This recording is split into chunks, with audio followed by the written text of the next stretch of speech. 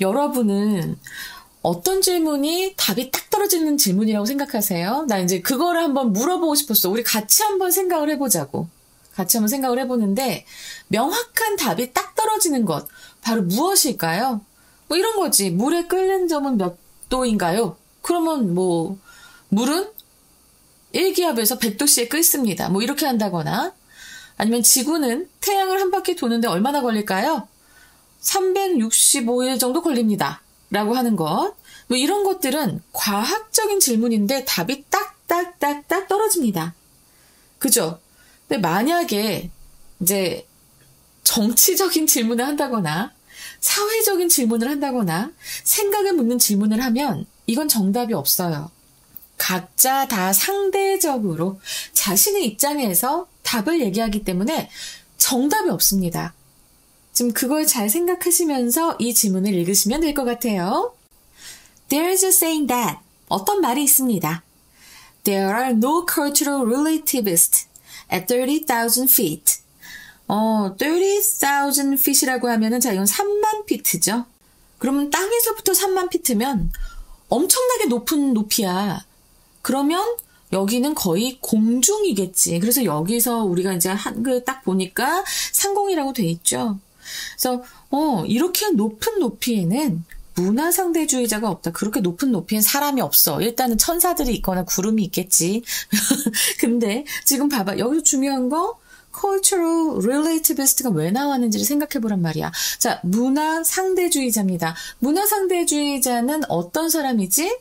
바로 특정 문화를 그대로 있는 그대로 이해하고 문화를 있는 그대로 내 것과 다르더라도 있는 그대로 이해해서 외부 기준으로 평가하지 않는 그런 태도를 가진 사람을 얘기합니다. 그러면 이 사람이 왜 3만 피트 상공에는 없다라고 얘기할까? 우리는 그렇게 생각이 가야 되는 거예요. 어차피 여기가 줄이 그어져 있어. 지금 이것에 함축 의미를 묻고 있다고. 이게 무슨 소리일까를 일단 의문을 가지고 밑을 한번 봅시다. The laws of aerodynamics work regardless of political or social prejudice and they are indisputably true 라고 되어 있는데 The laws of aerodynamics라고 하면은 공기역학이죠. 에어로가 공기역학, dynamics. 그래서 공기역학의 법칙입니다. 이 법칙은 무엇에는 상관없이 regardless of 어떤 정치적이나 사회적인 그런 편견에 상관없이 work 작용을 해요. 자, 지금 여기서 보면은 laws가 복수기 때문에 여기 동사 원형이 온 거고 작용하다입니다. 이 work. 그래서 작용을 하고 and they are indisputably true 라고 했는데 자 여기서 they가 받는 것은 앞에 나왔던 the laws of aerodynamics가 되죠. 그 공기역학의 법칙은 indisputably true 라고 했는데 자 요거 indisputably 하면 여기서 논쟁의 여지가 없이예요. 자 그러면 이거 어휘 외우는 거 좀 도와드릴게요. dispute 라고 하면은 이거는 반박하다라는 동사입니다. 반박하다. 근데 여기에 able이 붙었어요. 할 수 있는이죠. 반박할 수 있는이에요. 그럼 여기에다 ly 부사형 전미사 왔죠.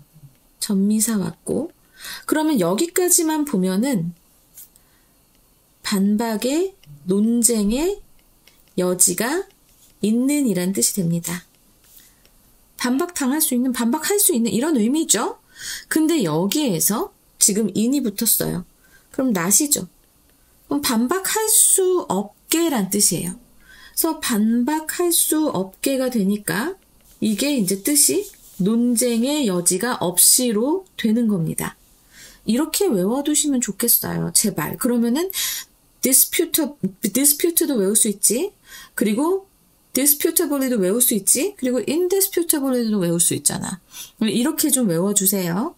그래서 어쨌든 그 공기역학의 법칙은 정말 뭐 어떤 그 정치적 사회적 편견에 상관없이 작용을 하면서 얘네들은 완전 사실이다. 이 법칙은 완전 사실이다 라고 얘기를 하고 있는 거야. Yes, you can discuss too. 자, discuss too라고 하면은 여기서 to는 무엇에 대해입니다. 그래서 당신은 논의할 수 있다. 무엇에 대해? What extent? 어느 정도까지? 의 주동이에요. They are on approximation. 그들이 어느 정도까지 근사치인지 approximate에서 지금 ation이 돼서 근사치. 그들이 어느 정도까지 근사치인지. 자, 여기에서의 대의는 아까 말씀드렸던 바로 the laws of aerodynamics가 되겠지. 그러니까 이 공기역학의 법칙이 어느 정도까지 근사치인지. 자, 여기 to가 전치사니까 그 뒤에 이제 전치사 다음에 명사절이나 명사구, 명사상당 어구가 와야 되잖아. 그래서 지금 여기서는 의주동해서 간접 의문문이 왔다? 근데 요 두 번째랑 세 번째는 그냥 저기 의문문처럼 와버렸어. 그래서 약간 혼란스러울 수 있는데 그냥 구어체처럼 쓰여진 거기 때문에 그렇다라고 생각을 하시면 되고요. 원래는 의주동이 되려고 하면은 무엇인지 그 법칙의 유효성의 한계가 무엇인지에서 동이 돼야 되는데 의문문처럼 어순이 나와버렸어. 이건 좀 약간 비문적인 건데 구어체적으로 썼을 때는 이런 식으로 문법 파괴를 얘네도 한다라고 그냥 알아만 두시면 돼요. 근데 원래는 what their limits of validity are 라고 하는 게 맞고요. 지금 여기서도 do they take into account 이게 아니고 원래는 의문사가 없잖아. 그러니까 if they take into account 하는 게 훨씬 나아. 근데 그렇게 안 지켜준 거예요. 그냥 안 지킨 거야. 이렇게도 할 수 있어. 괜히 갑자기 왜 의문문이 나와요? 라고 놀라지 마시고 간접 의문문으로 고치는 거를 살짝 그냥 안 고치고 썼다. 우리도 그냥 우리 말 쓸 때 약간 문법적으로 파괴하면서 하는 것처럼 영어도 그렇다는 거 그냥 알아두시면 돼요. 비문입니다. 그래서 이제 그 법칙의 유효성의 한계가 무엇인지. 자, 이것도 valid까지는 뭐니? 유효한이잖아. 그런데 그 뒤에 명사형 접사가 나와서 validity, 유효성이 된 거예요. 그리고 do they take into account? 그 법칙이라고 하는 것이 고려하는가, 무엇을 고려하는가? such details, 그러한 세부사항을 고려하는지. such as예요. 뭐와 같은 세부사항? quantum entanglement or unified field theory. 어려워. 퀀텀은 양자고요. 요즘 양자역학 이래가지고 퀀텀 우리가 꽤 많이 듣지요. 퀀텀 인탱글먼트라고 하면은 인탱글먼트는 얽히다라는 거예요. 그래서 양자 얽힘이라던가 통일장 이론이에요. 유니파이드 하면은 통일된, 필드 하면 장, 그래서 통일장 이론 같은 그런 세부 사항들을 고려하고 있는지. 자, 여기에서도 지금 대의가 뭐예요? 앞에서 말했던 바로 the laws of aerodynamics를 얘기합니다. 그러니까 이런 공기역학의 법칙이 이렇게 하는지 등을 여러분들은 논의할 수는 있어요. 논의할 수는 있지만 어쨌든 절대적인 답은 정해져 있다라고 하는 거죠.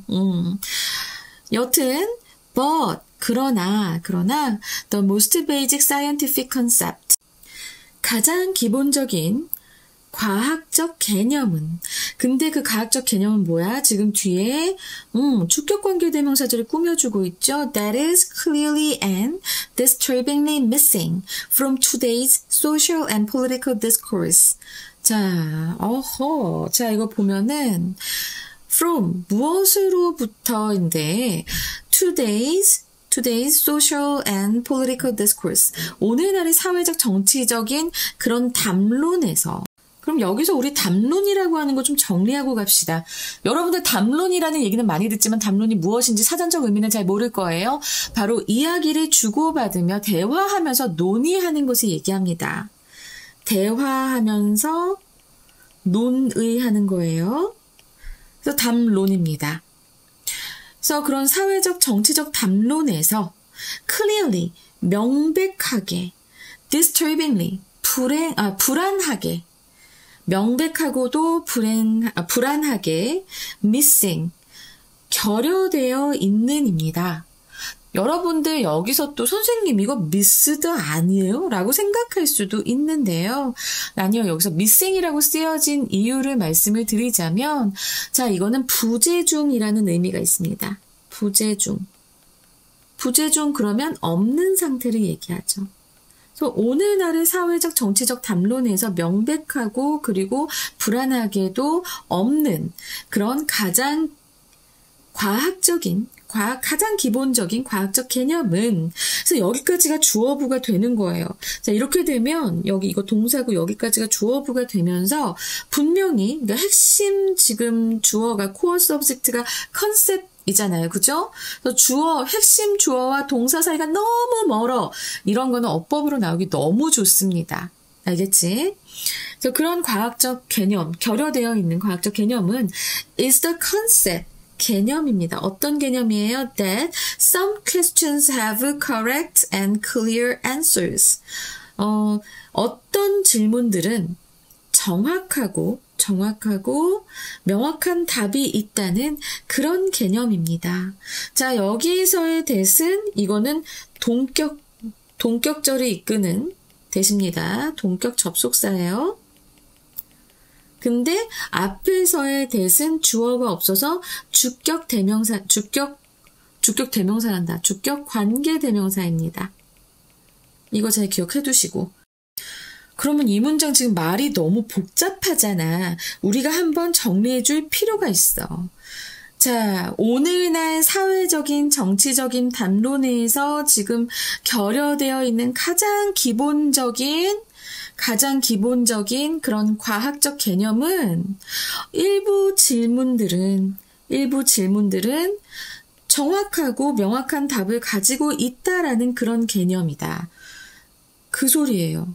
알겠지? 그러니까 사회정치적 담론에서는 정말 정확한 답이 없어. 근데 이 과학적 개념은 어떤 질문에도 정확하고 명확한 답이 있는 개념이다 라고 하는 것, 이거를 알아두시면 되겠습니다. 알겠죠? Such questions, 그러한 질문들은 앞에서 지금 얘기했던 정답이 있는 이런 질문들은 can be called, 불리워질 수 있습니다. 수동태. Scientific and their answers represent truth. 과학적이라고 불리워질 수 있으며 그 질문들의 답은 represent truth, 진리를 나타냅니다. 알겠지? 우리 그거 내가 앞에서도 계속 설명했잖아. 그럼 여기까지만 읽어도 3만 피트 상공에는 문화상대주의자가 없다라는 말은 결국에 뭘까요? 과학적인 상황에서는 다 필요 없어. 이런 어떤 기준에 의해서 평가하고 그런 것이 아니라 그냥 절대적 법칙이 있다라는 소리를 얘기합니다. 그러니까 과학적인 환경에서는 절대적 법칙이 있다. 명확한 답이 있다라는 얘기를 하고 있다라는 거를 이쯤까지 읽어서 파악하시면 좀 더 빠르게 함축 의미 추론 문제를 풀어낼 수 있겠죠. 그죠? Scientific questions are not easy to ask. 자, 과학적인 질문은 are not easy to ask. 질문하기에 쉽지가 않다. Their answers, 그 과학적 질문의 답들은 can be validate, 검증될 수 있습니다. 수동태죠. valid가 타당한이라고 하는 형용사인데 여기에 이렇게 동사 접사가 붙어가지고 이렇게 과거 분사가 됐습니다.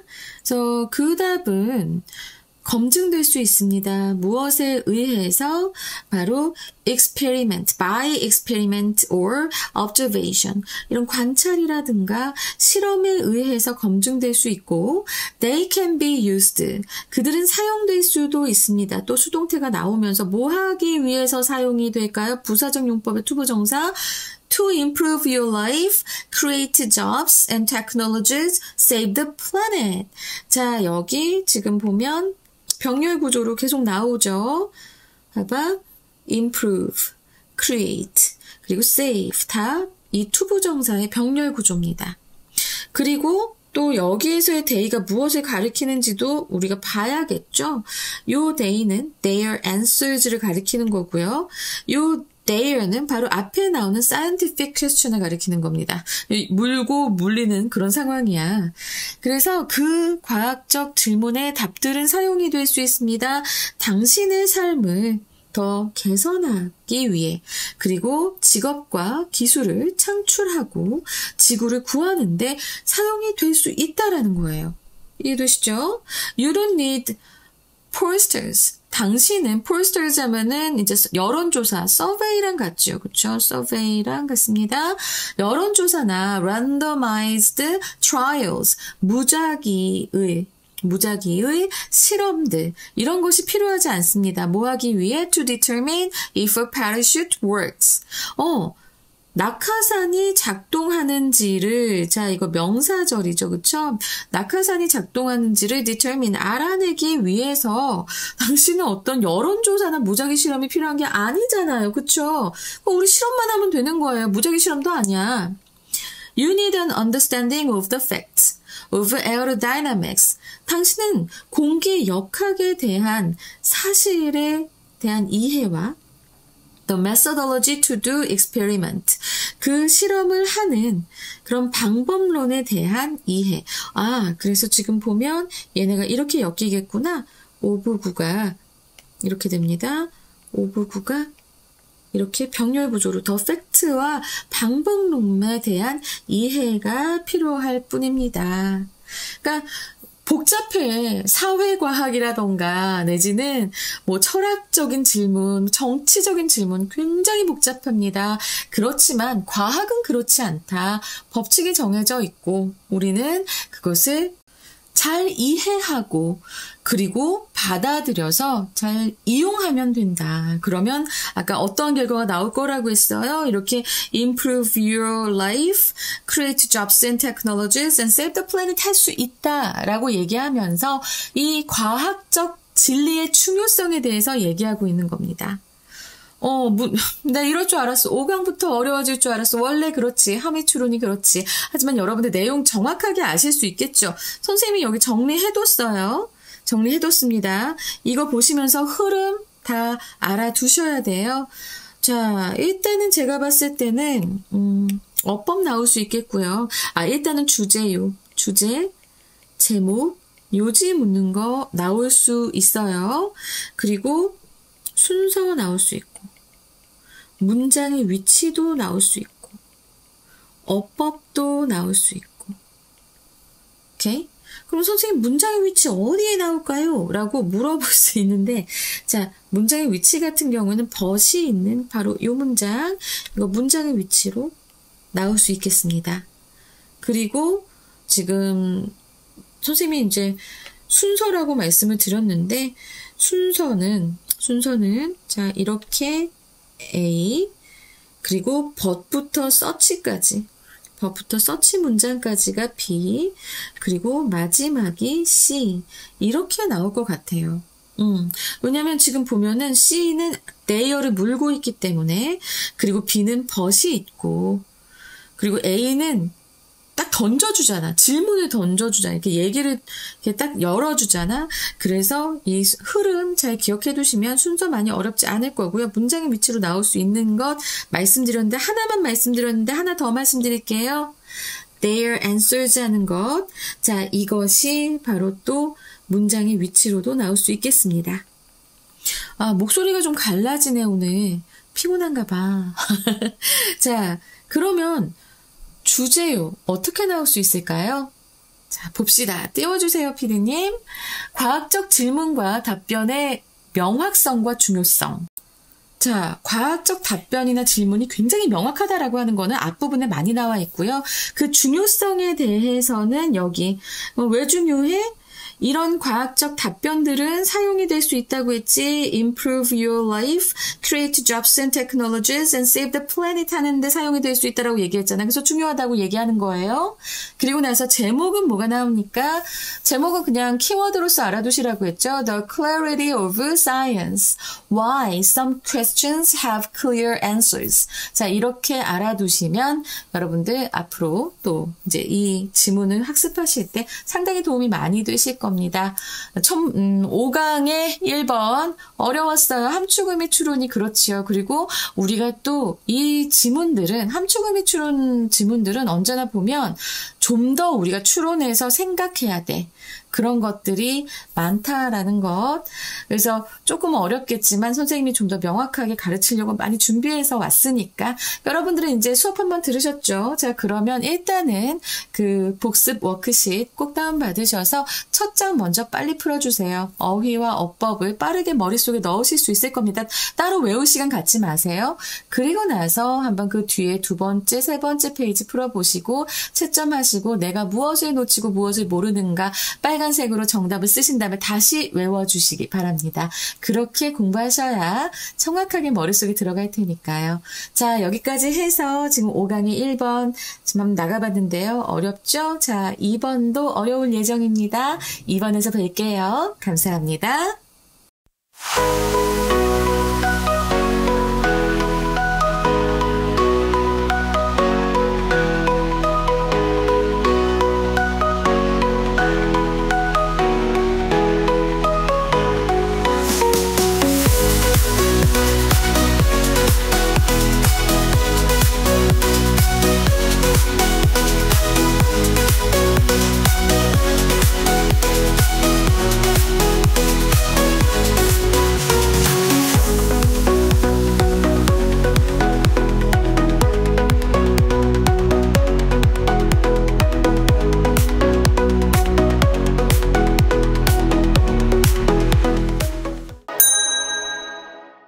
우리 쓸데없는 생각이라고 생각했던 것을 한번 생각해 봅시다. 자, 처음으로 인류 최초로 동물을 길들였던 사람 왜 그랬을까 한번 궁금해 본 적이 있나요? 그냥 지금 우리가 가축한테 워낙 얻는 게 많으니까 뭐 잘 먹고 잘 살라고 했겠죠 라고 대답을 할 수도 있을 거고 그런 것에 대해서 전혀 궁금해하지 않았던 학생들도 많을 겁니다. 근데 처음으로 인류 최초로 동물을 길들였을 때 힘들었을 것 같아. 그치?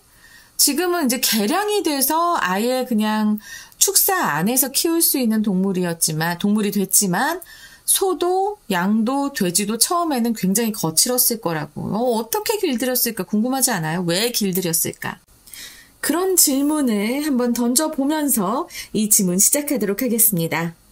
When a community stopped hunting female wild cattle. female이라고 하면 암컷이야, 그지? 암컷 야생소를, 야생 cattle 하면 소예요. 이 소를 사냥하는 것을 멈췄을 때인데, those herd라고 하면 자, 이거는 무리죠. 그 소떼를 얘기하는 거예요. 그 소떼 무리는 시간이 지나면서 tolerate는 참다도 되는데 참아서 그냥 인정해주다. 용인하다라는 뜻도 돼요. 그래서 이제 어떤 인간들이 암컷 야생소 사냥을 이제 중단했었을 때 그러면 그 야생소 무리들은 점점 용인했을 것이다. The closer presence of humans. 인간의 더 가까운 존재를, 그러니까 인간이 더 가까이에 있는 것을 기꺼이 참아줬을 것이다. 용인했을 것이다. 왜? 위험하지 않으니까, 더 이상 자기들을 사냥하지 않으니까 그냥 왔나 보다, 쟤들. 그랬겠죠. 그죠? 근데 지금 여기서 보면은 우드가 나오면서 조금 정확하지 않은 예측을 하고 있기 때문에 우리가 이제 자세히 알지 못하는 그 과거를 좀 가정한다라는 느낌이 들 겁니다. 요 would를 봐도 그렇고 했었을 것이다 하잖아, 그지? By watching the wild cattle. 그런 이 야생소들을 by watching이라고 하면은 이제 관찰함으로써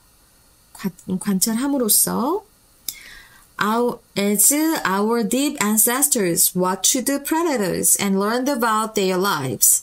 자, 뭐뭐 했듯이에요. 우리의 먼 조상인데, 먼 선조들인데 far ancestors라고 할 것 같은데 deep ancestor가 나왔어. 자, 이거 잘 기억해놔. 우리의 먼 선조들이 watched the predators, 포식자들을 관찰하고, 그리고 learned about their lives, 그 포식자들의 삶에 대해서 배웠듯이 these more recent ancestors, 더 최근의 이 조상들은 could have begun, 시작할 수도 있었을 것이다. could have begun에서 could pp가 나왔지. 그래서 추측이에요.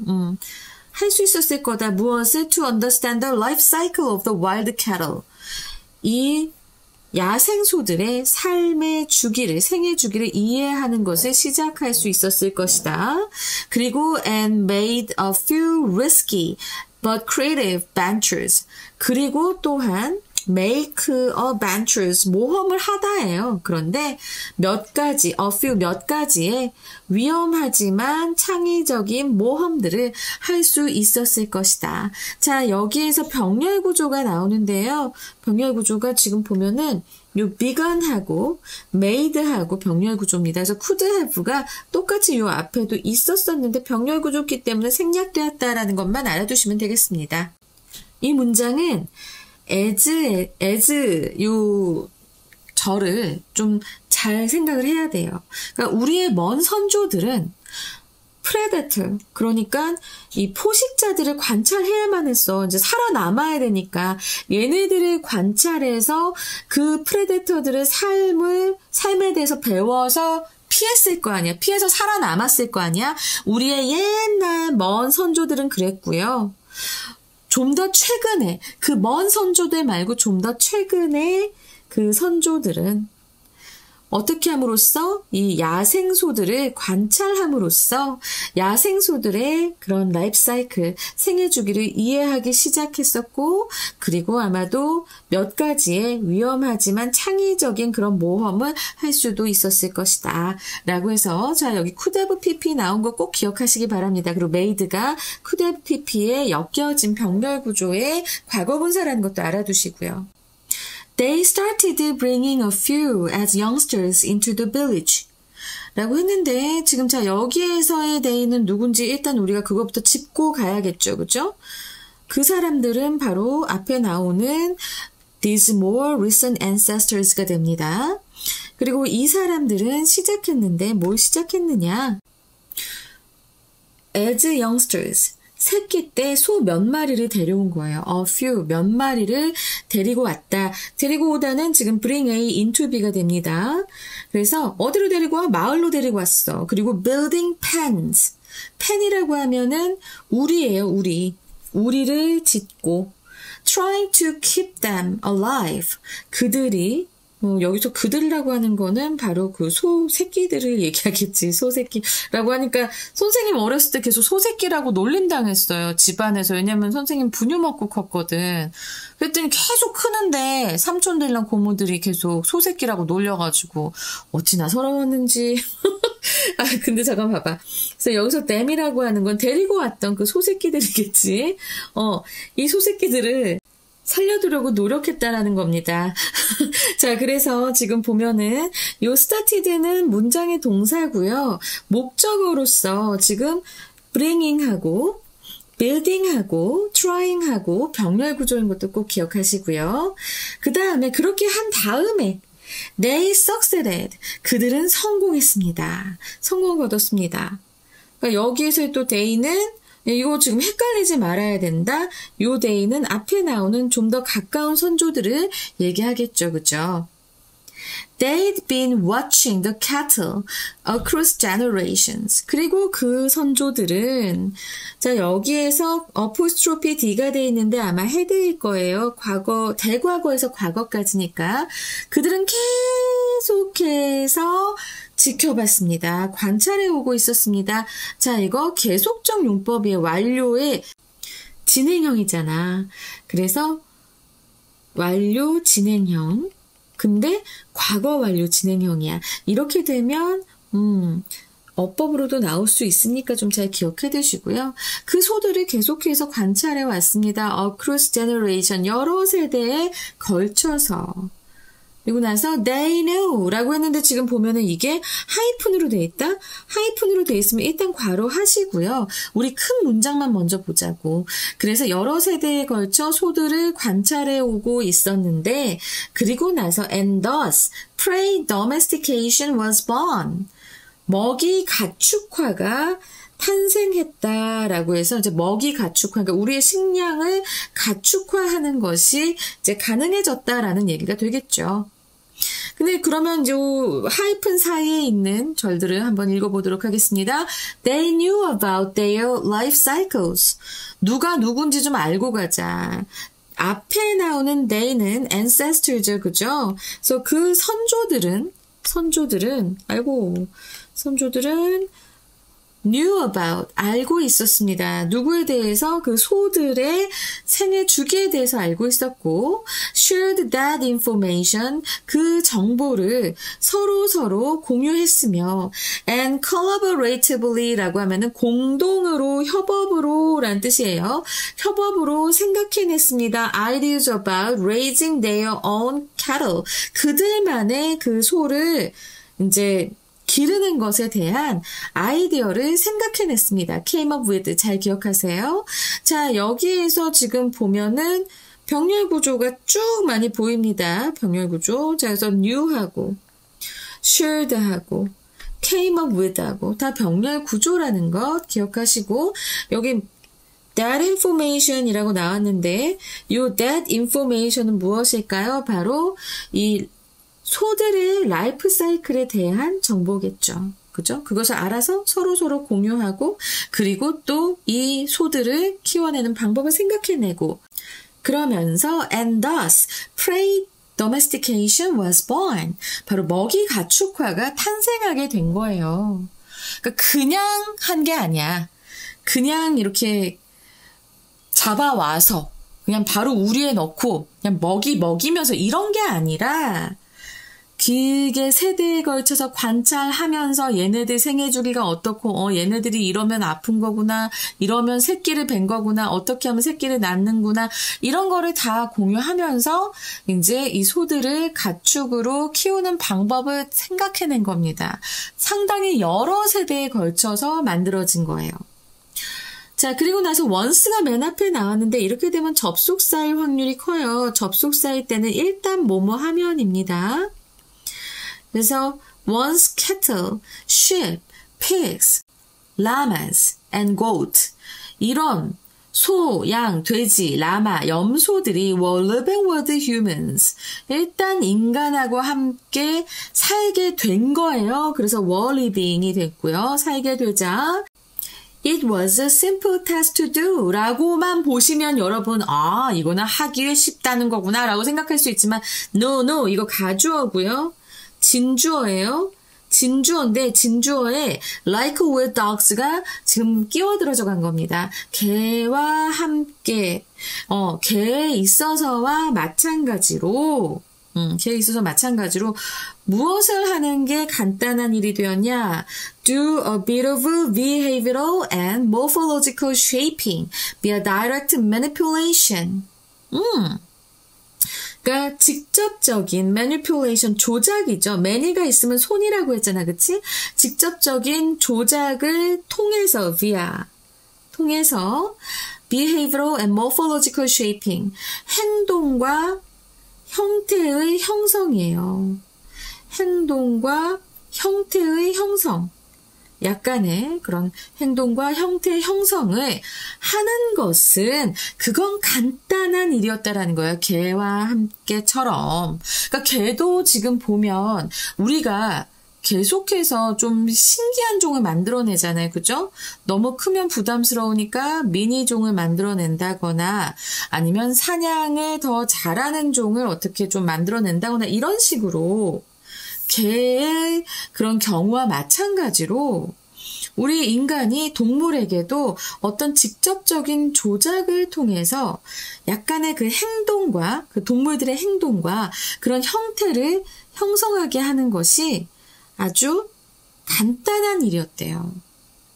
무엇을 위해서 그렇게 했어야만 했을까? 바로 for wool, 양모라던가 우유를 생산한다거나 아니면 빠른 성장, 고기를 위해서 이제 고기를 얻기 위해 빠른 성장 이런 것들을 하기 위해서 좀 직접적인 조작을 하게 된 거지. 그러니까 이게 무슨 소리냐면, 그러니까 어떤 돼지가 개만 좀 굉장히 크게 태어나고 굉장히 크게 살이 찌는 거야. 그러면 그 돼지를 이제 씨돼지로 삼아서 이제 모든 암돼지들이 그 돼지랑 이제 생식을 하게 해서 그 다음부터는 굉장히 살찌고 큰 돼지가 계속해서 태어날 수 있게 그 유전자를 받을 수 있게 하는 그런 것이 바로 이 direct manipulation이 되는 겁니다.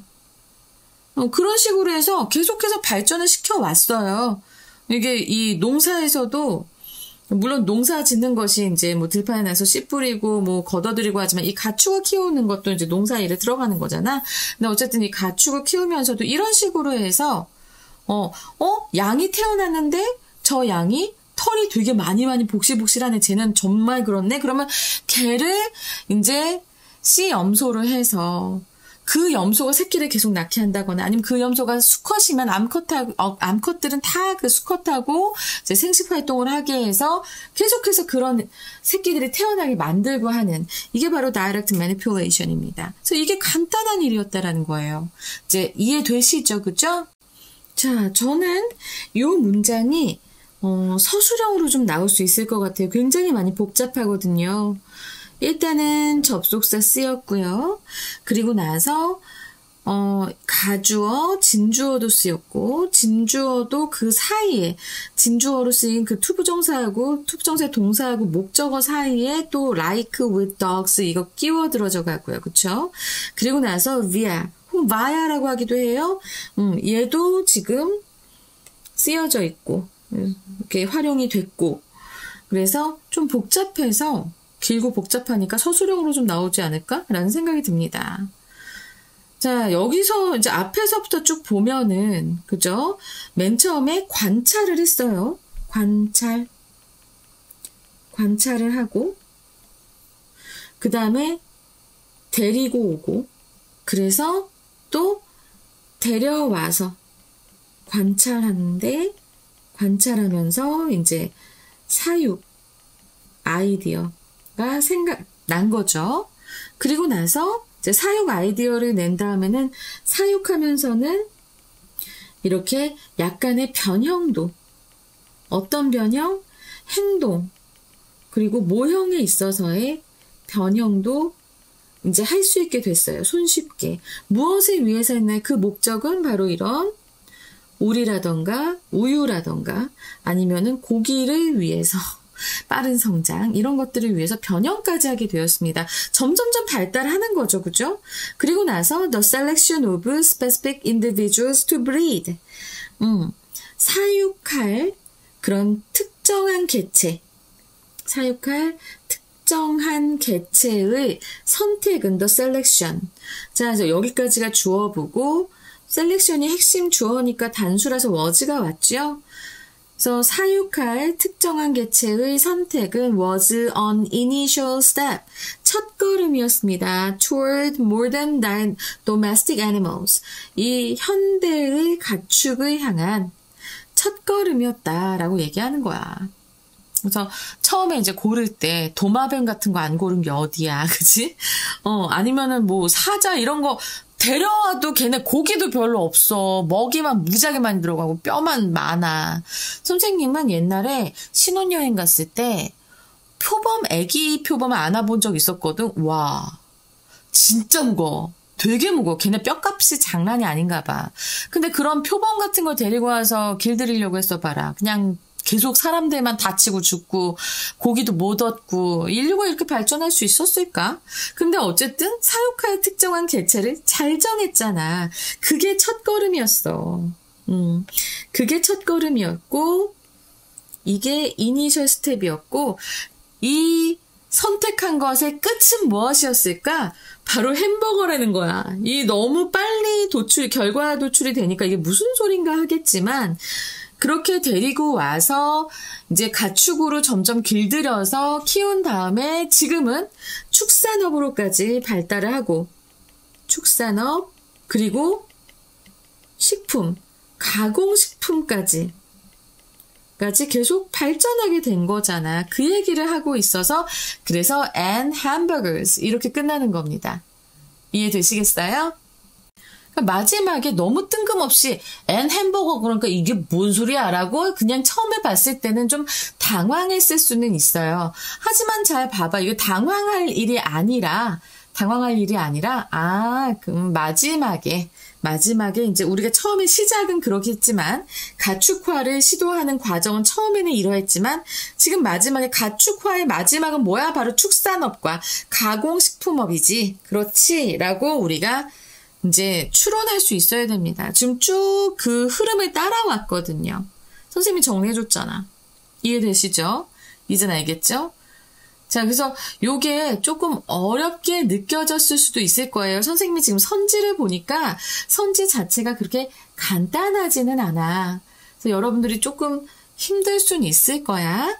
하지만 선지도 잘 독해를 해야 되고 그 선지 독해를 꼼꼼하게 잘하기 위해서는 지문을 해석하고 분석하면서 그것부터 연습을 한다면 선지 분석이나 해석은 그렇게 많이 어렵게 느껴지지 않을 겁니다. 자, 선생님이 뒤에다가도요, 이렇게 표시를 이제 정리를 좀 해뒀고요. 그리고 여기 그림으로도 나와 있잖아. 자, 봐봐. 이거 되게 괜찮지 않니? 나 정말 심혈을 기울였어. 자, 그래서 봐봐. 보면 포식자를 관찰하고 그러다가 야생소를 또 연구하다가 관찰하는 거지. 그랬다가 첫 번째 모험 데리고 온 거야. 그리고 성공적으로 길들이기를 해. 그리고 세대를 넘어서 계속 관찰을 하다가 공동 사육에 대한 아이디어를 얻고 그러면서 이제 선택적으로 사육을 하는 거지. 얘를 키울까? 쟤를 키울까? 그러다가 이제 훌쩍 뛰어서 이제 현대의 햄버거가 탄생하는 이런 과정들, 가축화로의 여정을 나타낸 겁니다. 이 순서를 잘 기억해 두시면 만약에 이 지문이 순서로 나온다라고 하더라도 그렇게 많이 힘들진 않을 거예요. 내가 보기엔 충분히 순서로도 나올 수 있을 것 같습니다. 일단은 주제요는 당연히 나올 거고요. 그 다음에 순서, 은근히 순서 나올 수 있어요. 그 다음에 어법, 서술형 가능성이 있다고 말씀드렸습니다. 길고 복잡하고 적당한 난이도였기 때문에 그렇습니다. 그러면 함축어미 추론은 이미 나왔으니까 굳이 나올 이유는 없을 것 같고요. 자, 주제요를 이제 우리가 한번 정리를 먼저 해봐야 될 것 같은데요. 자, PD님 여기 띄워주세요. 자, 주제 야생 가축 관찰에서 시작된 가축화 과정과 인간 동물 관계의 진화. 이게 이제 주제입니다. 그리고 이제 제목은 From Wild Horse to Hamburgers. The Origins of Domestication 이라고 해서 아주 제목 적절하죠. From Wild Horse to Hamburgers. 그치? 네. 그리고 나서도 이게 너무 이게 햄버거가 뒤에 있으니까 이거 답이다! 이럴 수 있잖아. 그래서 또 다른 제목으로는 The Origins of Domestication 이것도 나올 수 있을 것 같으니까요. 자, 이렇게 핵심어로 알아두시면 되겠습니다. 자, 그러면 순서 어떻게 나올지 한번 볼까요? 순서로 나온다면 상당히 헷갈릴 수는 있을 것 같은데요. 마지막 거는 여러분들이 쉽게 알아볼 수 있을 거예요. 햄버거가 나와 있으니까 바로 그거겠지 라고 생각할 수 있단 말이지. 그래서 요 The Selection부터 여기까지 이게 이제 마지막 C가 될 것 같고요. 그 다음에 Once Cattle 이것도 좀 길어. 그래서 여기가 B가 되고, 그 다음에 여기가 A가 되는 식으로. 이러면은 너무 남아돌잖아. 그치? 너무 남아도는데 어쩔 수 없어. 어쩔 수가 없다. 아니면 크게 보면 얘가 좀 더 색깔 다르게 합시다. 얘가 A, 그리고 얘가 B, 마지막에 BC가 C가 되면서 이런 흐름도 가능할 것 같은데요. 자, 제가 여기 흐름 정리 다 해드렸으니까 요거 잘 보시면서 잘 흐름 익혀두시기 바랍니다. 재미있는 지문이었어요. 그죠? 어법이나 서술형으로 나올 수 있는 거 생각하셔서 복습 워크शी트 잘 풀어주시기 바랍니다. 그리고 여러분 바로바로 수업 들은 다음에 바로바로 그 복습 워크शी트의 첫 장은 풀어주세요. 그때 들은 것을 바로바로 확인하면서 어법이나 어휘 이런 것들이 좀 머릿속에 잘 자리 잡을 수 있습니다. 알겠죠?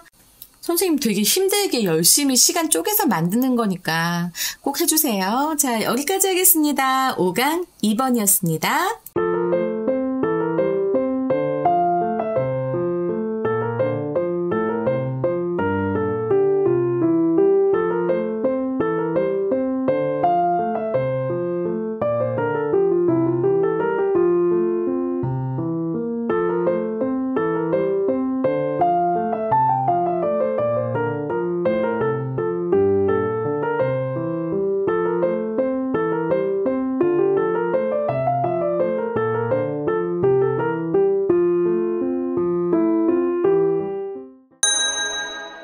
창조한다라고 하는 것은 이전에 없던 완전 새로운 것을 만들어낸다는 그런 의미지만 사실 정말 그럴 수 있을까요? 이전에 없는 정말 새로운 것을 우리가 만들어내는 걸까요? 우리 한번 그거 생각해 봐야 돼요. 진짜 창조란 무엇인가? 이 지문을 보면서 한번 생각하고 배워보도록 하겠습니다. The primary impetus of scientific and technical innovation 까지가 주어부가 되겠습니다. 그리고 나서 진짜 주어를 보잖아. 그러면 지금 of scientific and technical innovation 이거 전치사 보잖아요. 그죠? 바로 그 앞에 impetus 이 동력이라고 하는 혹은 자극이라고 하는 impetus 이것이 핵심 주어가 되면서 단수이기 때문에 여기 has been이 나옵니다. has 나온 거 꼭 기억하시고요. 그래서 과학적 기술적 혁신의 주요 동력은 주요 자극은 has been 무엇이어 왔다. Our increased ability 우리의 향상된 능력이어 왔다. 어떤 향상된 능력이냐면 to reach out and exchange ideas with others. 자, 여기서 reach out의 목적어는 others인데요. exchange라는 동사가 또 병렬 구조로 오면서 이렇게 with가 쓰일 수밖에 없었어요. exchange A with B거든요.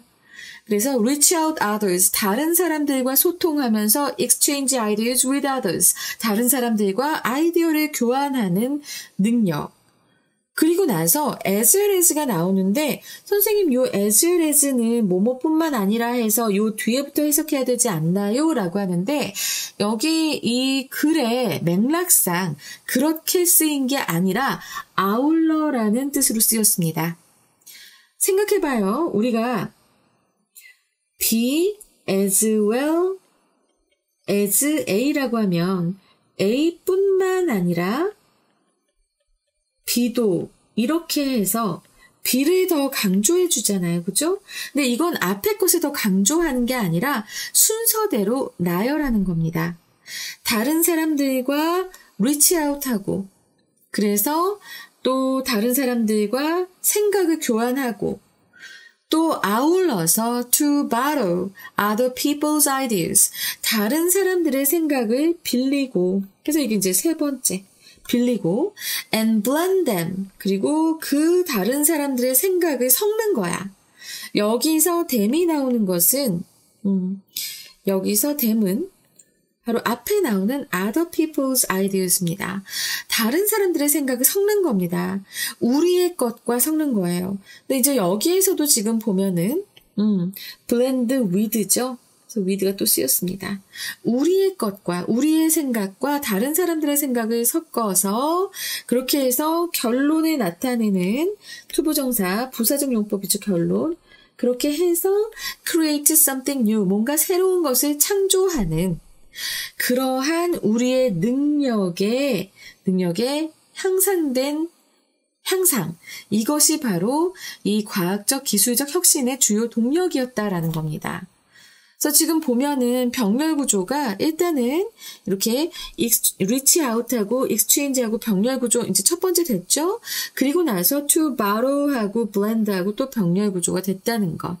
그리고 마지막에 투부정사는 결론을 내는 겁니다. 이렇게 해서 다른 사람들의 생각을 빌려서 우리의 생각과 결합해서 뭔가 새로운 것을 창조한다. 그렇게 창조하는 그런 우리의 향상된 능력이 바로 과학적 그리고 기술적 혁신의 주요 동력이다 라고 말하고 있습니다. 이해되시죠? 문장 살짝 복잡한데 여기서 as well as는 이렇게 앞에 것을 더 강조하기 위해서 쓴 게 아니라 그냥 나열하는 느낌이었기 때문에 그래서 아울러의 의미가 된다라고 하는 것도 꼭 기억해 주시기 바랍니다. 알겠죠?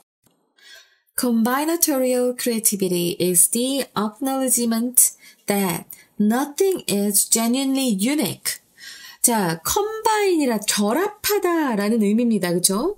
근데 combine에 지금 atorial 이게 붙어서 이제 형용사가 되면서 결합적이란 뜻이 됩니다. 그래서 결합적인 창의성은 is the acknowledgement, 인정하는 것이다. 무엇을 인정해요? Nothing is genuinely unique. 그 어떤 것도 진정으로 독특한 것은 없다라고 하는데 그것을 인정하는 것이다 라고 해서 이 문장 지금 보면은 이 combinatorial creativity는 이것을 인정하는 것이다. 아무것도 진정으로 독특한 것은 없다 라고 인정하는 것이다 라고 얘기를 했고요. at least 적어도 어떤 의미에서는 아니다 라고 해서 not in the sense of가 나옵니다. in the sense of 어떤 의미에서 라는 뜻이고 무슨 의미에서 of 뒤가 중요하겠지. 그리고 not 그 의미에서는 아니다. 적어도 아니다 라고 얘기하는데 being constructed entirely from scratch. 맨 처음부터 from scratch 이거 꼭 기억하세요. 맨 처음부터 완전히 만들어진 것이라는 그런 의미에서는 적어도 아니다라는 것을 인정하는 것이다. 그러니까 combinatorial 요걸 봐봐요. combine이라고 하는 건 결합하다라고 아까부터 얘기했잖아. 뭐하고 결합해? 앞에 나오잖아. 앞에 뭐라고 했어? blend them with our own이라고 했잖아. 다른 사람의 생각을 내 생각과 섞는다고 했잖아. 결합하는 거거든요. 그러니까 그런 창의성이라고 하는 그 말이라고 하는 그 결합적 창의성이라고 하는 그 말은 결국엔 그 어떤 것도 처음부터 만들어진 아주 독특한 그런 건 없다라고 얘기를 하는 겁니다. 알겠죠? 이 문장도 꽤 어려웠어요. That notion, 그러한 개념은 is met, 누구와 함께 만난데 is met with인데 부딪히다라는 식으로 해석이 됐네요. Considerable resistance in creative spaces, 창조적인 공간에서 상당한 저항에 부딪힙니다. is met with라고 해도 되고요. 아니면 그냥 faces라고 해도 아주 간단하게 될 수 있는데 굳이 is met with라고 수동태를 썼어요. 자, 그리고 that notion이라고 하는 것은 앞에 나오는 요 내용을 얘기하겠지, 그치? 앞에 나오는 이러한 개념, 완전히 창의적인 건 없다라고 하는 이러한 개념은 창조적 공간에서 상당한 저항에 부딪힌다고 합니다. To create, 창조한다는 것은 is to start, 시작하는 것이다. 자, 지금 여기 is가 거의 equal의 의미죠. 그래서 with a blank canvas, 창조한다는 건 빈 캔버스에서 시작하는 것이다. 그래서 충분히 저항이 부딪힐 수 있다라는 것을 다시 한번 얘기하지만 however가 나옵니다. 자, 이 문장의 위치로 나오겠죠. However, 그러나 much data, 많은 데이터가 exist, 존재합니다. 근데 어떤 데이터냐면 자, 이 to support는 사실은 much 데이터를 꾸며주는 형용사적 용법인데 주어만 너무 길고 동사가 exist 하나밖에 없기 때문에 그래서 지금 이 형용사적 용법의 투부정사를 동사 뒤로 빼준 겁니다. 이런 거 가능합니다. To support this ecosystem of influences and inspirations. 자, 이러한 영향과 영감의 생태계를 그러니까 이 말도 좀 어려운데 영향과 영감의 생태계가 무슨 소리냐. 이 생태계는 뭐예요? 서로가 서로에게 의지하며 공존하고 있잖아요. 그죠? 우리의 자연 생태계는 그렇잖아. 그런 것처럼 이 influences and inspiration, 영향과 영감이 서로 의지하면서 공존하는 그런 생태계를 얘기하는 거예요. 알겠지? 그런 생태계를 지원하는 많은 데이터가 존재한다라고 말하고 있습니다. 그래서 여러분들 좀 많이 어려울 거야. 지금 꽤 어려웠어. 하지만 내가 나이스 캐치한 것 같은데 모르겠네. 여러분들 이해가 잘 됐는지. 자, 그러면서 그것의 예가 나옵니다. 니나 팔레이, an artist. 예술가인 니나 팔레이라는 이 사람은 shoot and animated. 그러니까는 사진도 찍고, 촬영도 하고, 그리고 animated라고 하면은 애니메이션으로 제작한다는 소리겠지. 무엇을? Asian relics from the Metropolitan Museum of Art. 선생님이 정말 좋아하는, 내가 뉴욕에서 살면서 정말 자주 갔던 공간 중에 하나예요. 여러분도 가게 될 겁니다. 자, 근데 이 Metropolitan Museum에 Asian relics라고 하면 고대 유물들을 이제 촬영하고 애니메이션으로 제작해서 to illustrated. 자, 이거 지금 결과의 부사적 용법이지. 그렇게 해서 illustrated.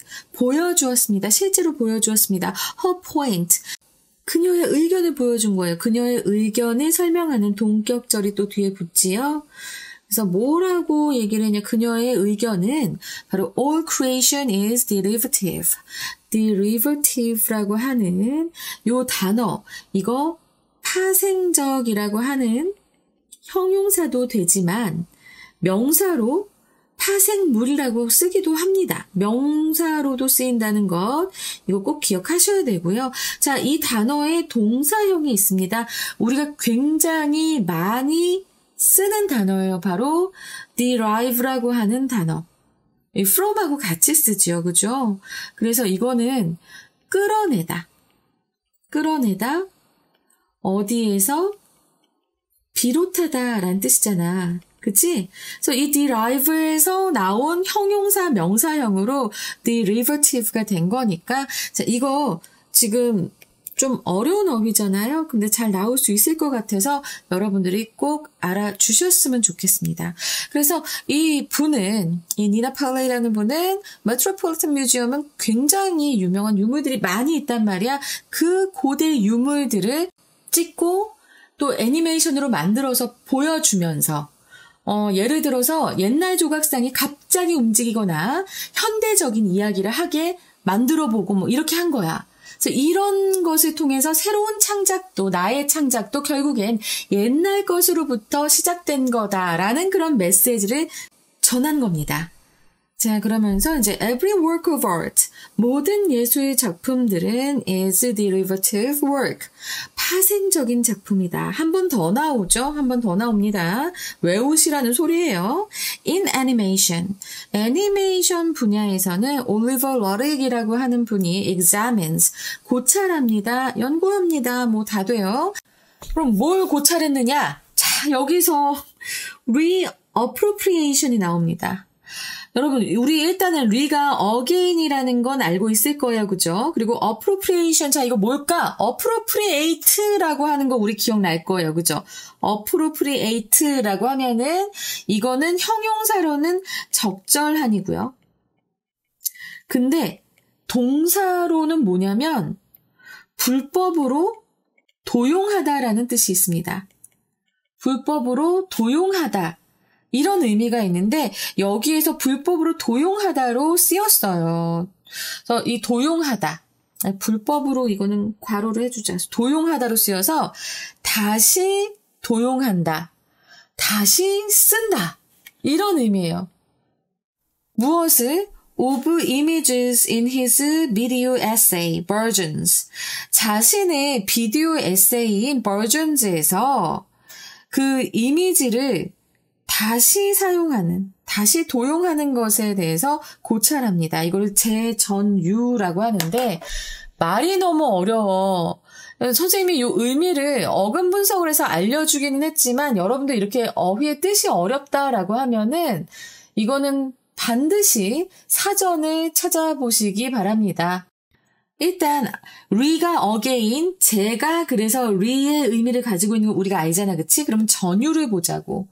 자, PD님 이 전유 의미 띄워주시기 바랍니다. 전유라고 하는 건 말이지, 이게 원작의 권위를 떨어뜨리면서 이루어지는 모방 같은 것을 얘기합니다. 우리가 패러디 한다고 하죠. 이게 일종의 전유인 거예요. 패러디. 그치? 그러면 재전유라고 하는 건 뭐냐? 그러니까 우리가 패러디한 그런 가치나 질서로부터 출발해서 본래의 목적과는 다른 그런 기호와 방식으로 작용하거나 다른 의미 체계를 갖도록 만드는 행위 뭐 이런 거예요. 그러면 지금 너무 복잡하게 생각하는데, 자, 재전유라고 하는 건 바로 무엇인가 보겠습니다. 요 뒤에 by looking을 한번 보자. By looking at how Disney recycles animation.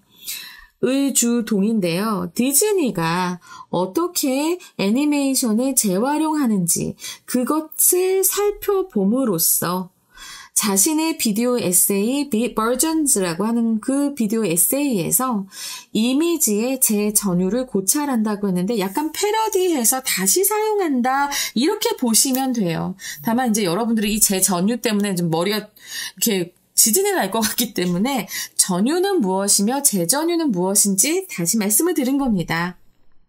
자, 여기까지 하고 나서 갑자기 또 creativity, 이 창의성이라고 하는 것은 the original open source code라고 얘기하고 있습니다. original 하면은 이거는 본래라는 뜻이고요. 본래 오픈소스 코드이다. 이건 또 무슨 얘기야? 라고 할 수 있는데 오픈소스 코드는요. 이거는 어떤 프로그램을 만들어요.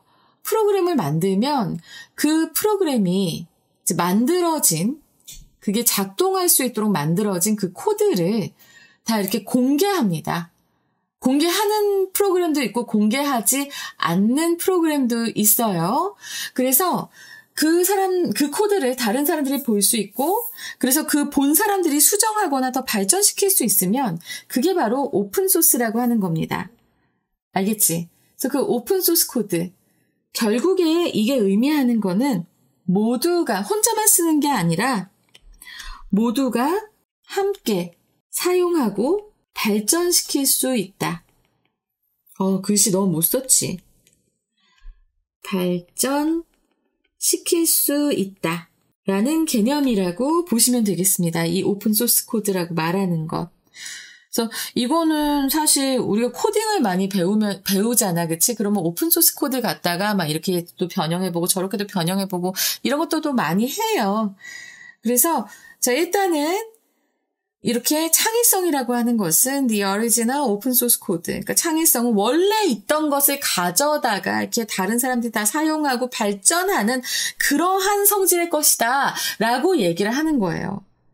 알겠지? 그러니까 처음부터 완전 새로운 창작은 없다라고 말하는 그런 의미니까 요거 잘 기억해 두시면서, 우와, 이번 지문은 조금 내용이 어휘가 좀 어려워서 재전유 어떻게 할 거야? 그냥 우리 이거 패러디라고 생각하자고. 다시 패러디하는, 이렇게 생각을 해주시면 되겠고요.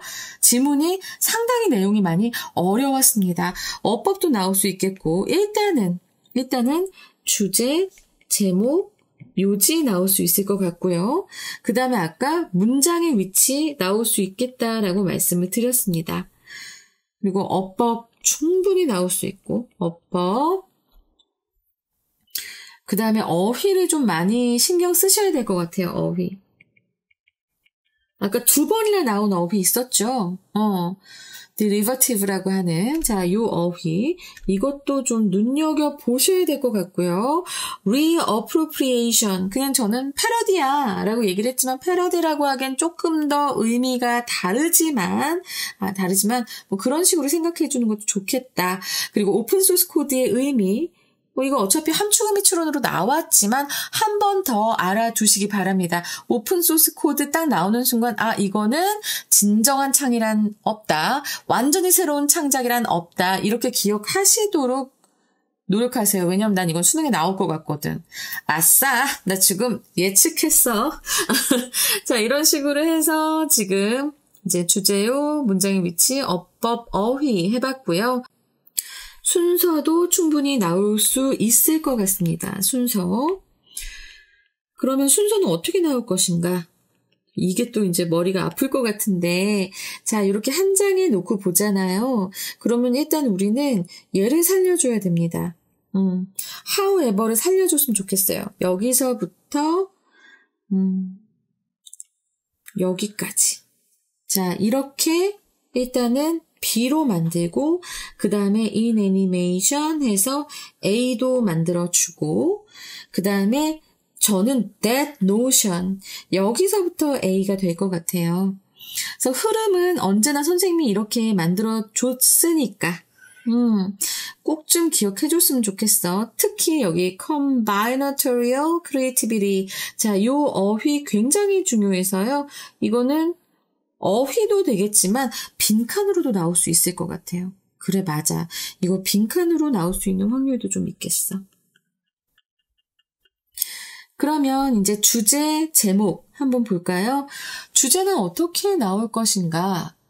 자, 과학적, 기술적, 그리고 예술적 창조는 아이디어의 교환과 결합에서 비롯되며 모든 창조는 이전의 영향을 기반으로 한다는 사실. 이게 주제입니다. 그래서 제목이 아까 선생님이 말씀드렸던 정말 중요한 어휘였어요. Combinatorial Creativity. 그리고 How Innovation Builds on the Past. 이렇게 제목으로도 나올 수 있으니까 이거를 핵심으로 알아두신다면 여러분들이 이 어휘들이, 이 표현들이 포함된 선지가 답이다라는 거 쉽게 고르실 수 있으실 것 같습니다. 자, 5강의 3번은 알아둘 게 굉장히 많은 그런 지문이어서 20분이 넘어갔네요. 죄송합니다. 어쨌든 자, 5강의 3번 이렇게 마치는데요. 조금 여러분들이 어렵게 느껴질 수 있어요. 이런 경우 한두 번 더 들어주신 다음에 복습 워크식 꼭 풀어주시고요. 그리고 선생님이 전문적으로 말씀드렸던 오픈소스 코드라던가 재전유, reappropriation이라던가 아니면 derivative, 이 어휘라던가 지금 외울 게 너무 많지요. 이거 정말 잘 기억해두세요. 제가 봤을 때는 from scratch도 있었다, 그치? 또 나올 것 같아. 분명히 또 나올 것 같습니다. 알았죠? 자, 여기까지 해서 5강 3번 마쳤습니다. 여러분 라이크 많이 눌러주시고요. 댓글 응원 너무 좋습니다. 하지만 뭐 안 하셔도 상관없고요. 구독 그리고 여러분 정말 마음을 다해서 응원해 주시고요. 저도 제 영혼을 다해서 수업을 하겠습니다. 감사합니다.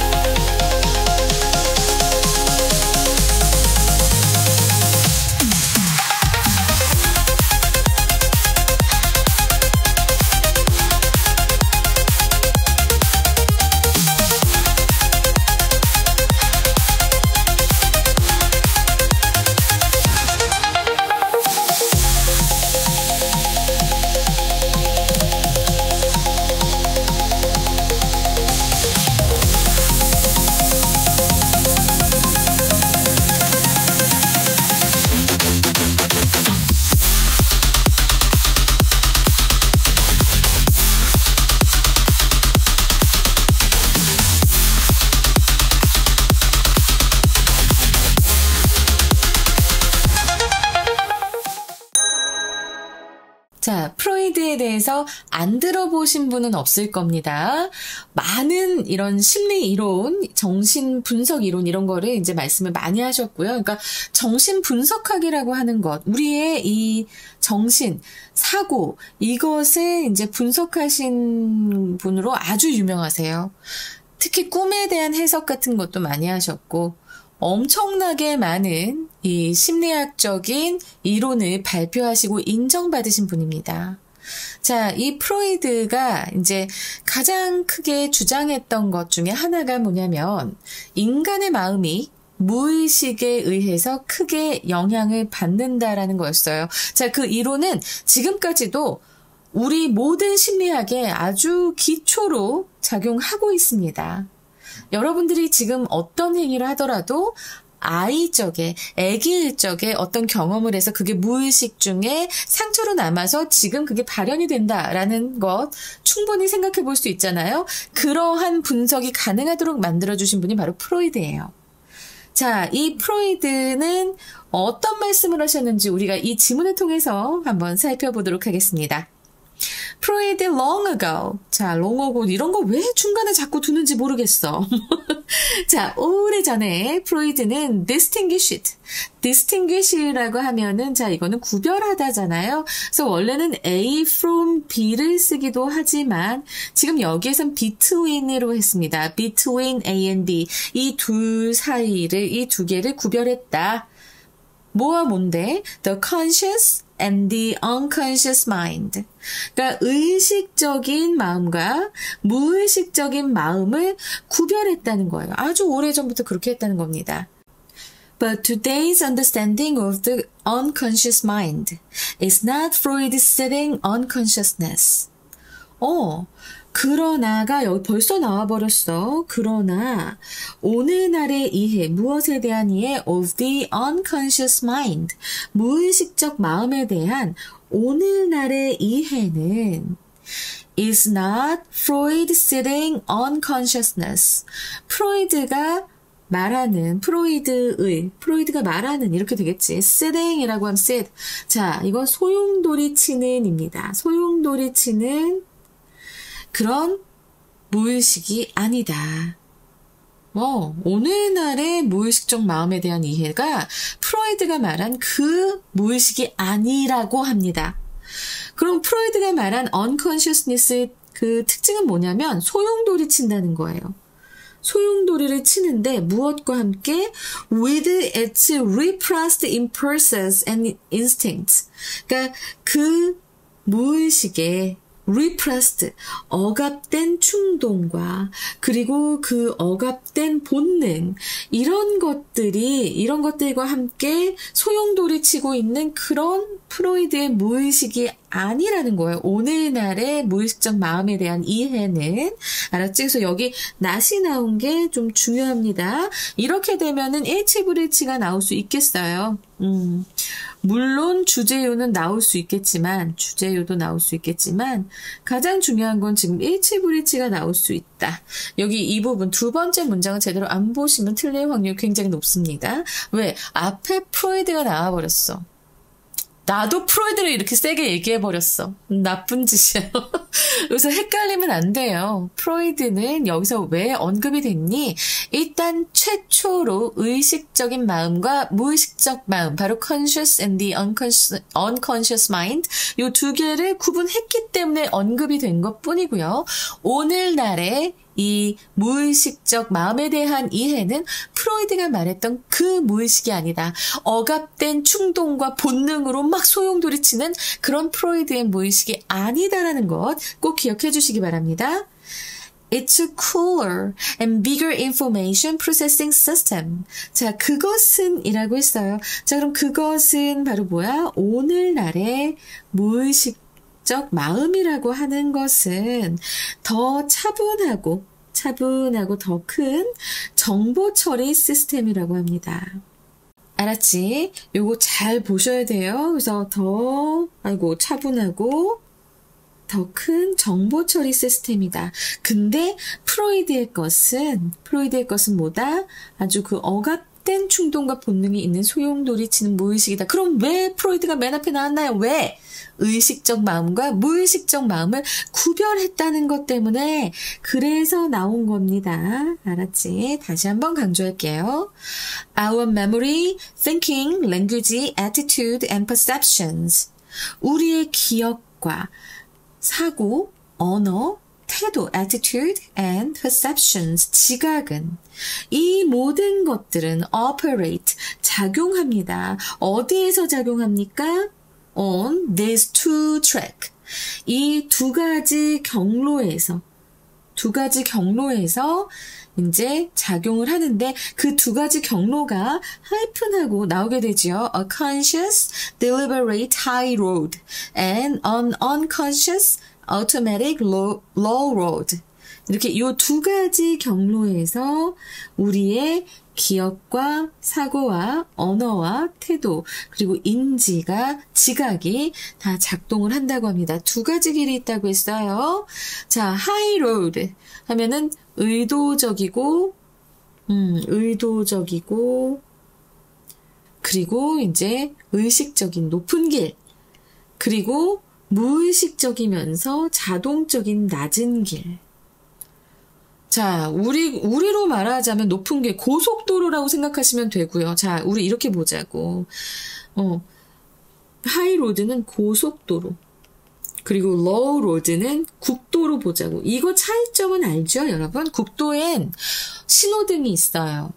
그리고 마을로 들어가는 이렇게 조그만 이런 길들도 다 있고 하고, 고속도로는 인터체인지, 이런 그 톨부스가 있는 그런 그 통로만이 있을 뿐이에요. 돈을 내야 사용할 수 있는 도로니까. 그래서 일단 웬만하면 직진입니다. 웬만하면 직진이고. 근데 언컨셔스 하다는 거는 이제 어디서든지 차를 돌릴 수 있게끔 신호등도 있고 다른 샛길로도 빠질 수 있는 게 있고 다 이렇다는 거예요. 우리 한번 이렇게 이해를 해보자고요. 그래서 our high road mind, 우리의 high road mind는 높은 길 의식은 성찰적이다. 성찰적.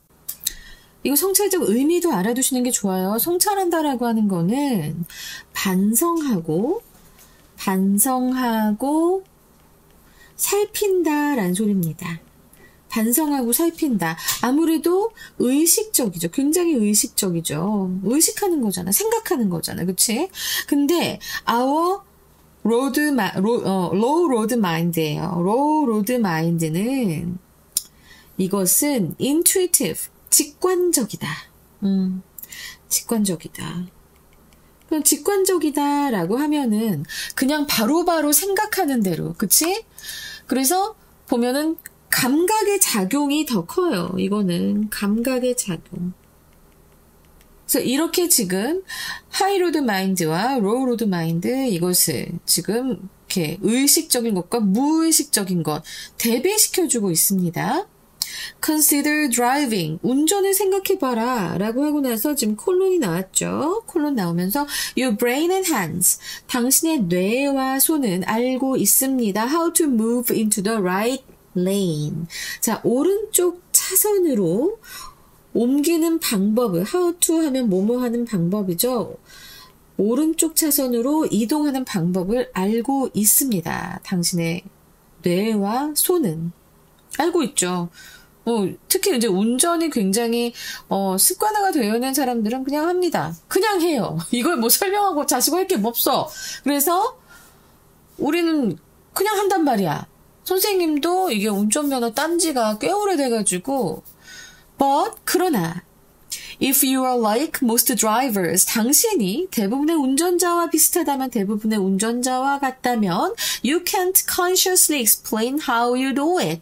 당신은 설명할 수가, 의식적으로 설명할 수가 없다고 얘기합니다. 당신이 그것을 어떻게 하는지. 자, 여기서의 요 it은 무엇을 가리킬까요? 바로 앞에 나오는 move into the right lane을 얘기합니다. 그래서 그걸 어떻게 하는지 의식적으로 설명할 수가 없어.